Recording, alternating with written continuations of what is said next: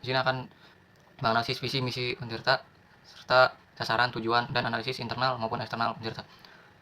Baik, pertama untuk analisis visi Untirta. Visi Untirta ini menargetkan untuk menjadi healthy, integrated, smart and green University dengan status PTNBH unggul berkarakter dan pada saing global pada tahun 2030.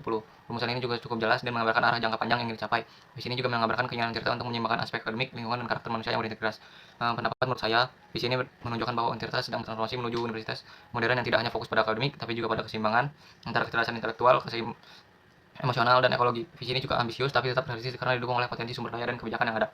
Analisis misi Untirta yaitu misi Untirta terbagi dalam 3 aspek utama, yaitu peningkatan mutu pendidikan dan lulusan, penguatan riset, dan pengabdian kepada masyarakat, serta tata kelola universitas berbasis prinsip hit and green. Setiap poin memiliki arah strategis yang selaras dengan visi 2030. Kalau dilihat dari sisi mahasiswa, misi ini terasa cukup komprehensif karena mencakup aspek akademik, sosial, dan manajerial. Misi ini tersebut masih bisa diperkuat dengan menambahkan aspek digitalisasi, pembelajaran, dan internasionalisasi kurikulum agar lebih relevan dengan tren pendidikan global saat ini. Lalu ada analisis lingkungan eksternal Untirta menggunakan analisis step. Pertama, sosiokultural. Banten punya keberagaman budaya dan nilai lokal yang bisa dijadikan model sosial untuk membangun pendidikan inklusif. Tetapi masih ada kendala dalam hal kesenjangan akses dan minat belajar masyarakat di beberapa daerah.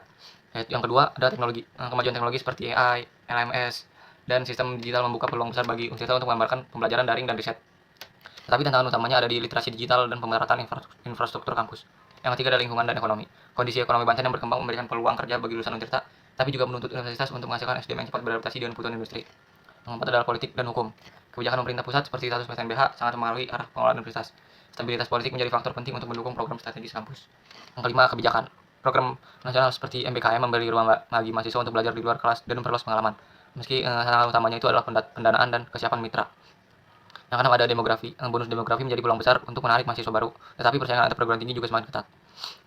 Menurut saya, Untirta sudah cukup adaptif dalam membaca kondisi eksternal, tapi untuk kedepannya perlu ada kebijakan internal yang lebih cepat menyesuaikan perubahan global, terutama dalam aspek digitalisasi dan kolaborasi lintas sektor agar peluang yang ada tidak lewat begitu saja.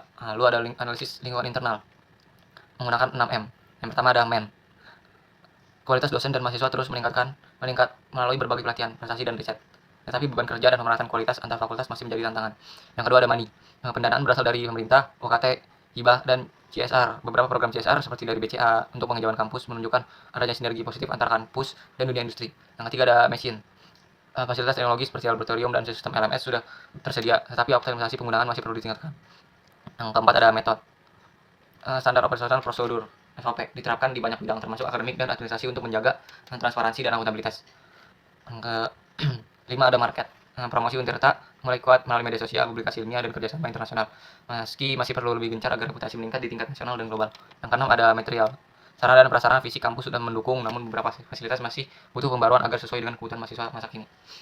Dari sudut pandang saya sebagai mahasiswa, pengelolaan internal Untirta sudah cukup baik, apalagi dalam aspek digitalisasi dan pembenahan infrastruktur. Tapi di sisi lain, keseimbangan antara inovasi dan kenyamanan belajar juga harus dijaga. Jadi bukan hanya bangunan yang modern, tapi suasana akademik yang mendorong kreativitas dan kolaborasi. Lalu ada analisis Untirta dengan teori SMART. Yang pertama ada spesifik. Tujuan Untirta sudah jelas, membangun kampus terpadu, mengembangkan laboratorium, menghadirkan dosen internasional, dan menerapkan sistem ramah lingkungan. Yang kedua, measurable. Beberapa indikator seperti jumlah laboratorium, dosen internasional, dan area hijau dapat diukur, namun aspek seperti kolaborasi lintas jurusan atau nilai karakter mahasiswa perlu indikator kualitatif yang lebih terarah. Lalu ada achievable.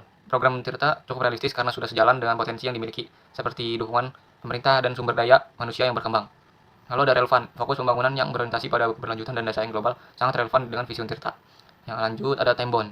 Target waktu perlu dibuat lebih detail agar kemajuan dapat dipantau, misalnya target capaian lab itu 2 tahun dan penerapan transportasi ramah lingkungan itu dalam 3 tahun. Menurut saya penerapan teori SMART sudah cukup baik, hanya saja aspek waktu dan indikator pengukuran sosial masih harus diperjelas dengan begitu cepat. Capaian Untirta bisa lebih mudah dievaluasi dan tidak hanya bersifat wacana dalam jangka panjang.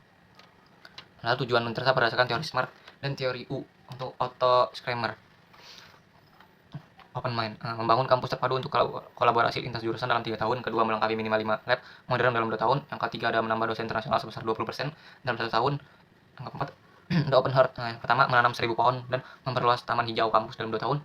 Menerapkan transportasi ramah lingkungan dengan target 50% pengguna dalam 3 tahun. Menyelenggarakan 10 kegiatan sosial lintas jurusan setiap tahun. Lalu Open Wild. Yang pertama, menyelesaikan 80% pembangunan infrastruktur dalam 3 tahun. Yang kedua, menyediakan lab siap pakai untuk kemajuan dalam 2 tahun. Yang ketiga, mengubah perilaku mobilitas warga kampus menuju ramah lingkungan dalam 1,5 tahun. Menurut saya tujuan ini sudah sangat jelas dan realistis. Setiap poin punya arah, waktu, dan ukuran yang dievaluasi, tapi yang paling penting adalah komitmen semua pihak untuk benar-benar menjalankan dan bukan hanya menjadi target administratif. Kalau komitmen dan kolaborasi berjalan, maka transformasi Untirta menuju kampus unggul bukan hal mustahil.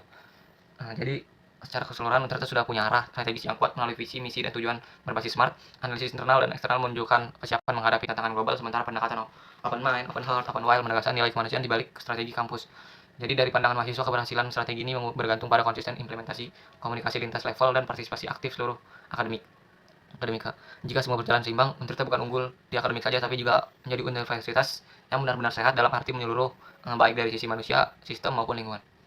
Mungkin cukup dari saya. Mohon maaf bila ada salah. Wassalamualaikum warahmatullahi wabarakatuh.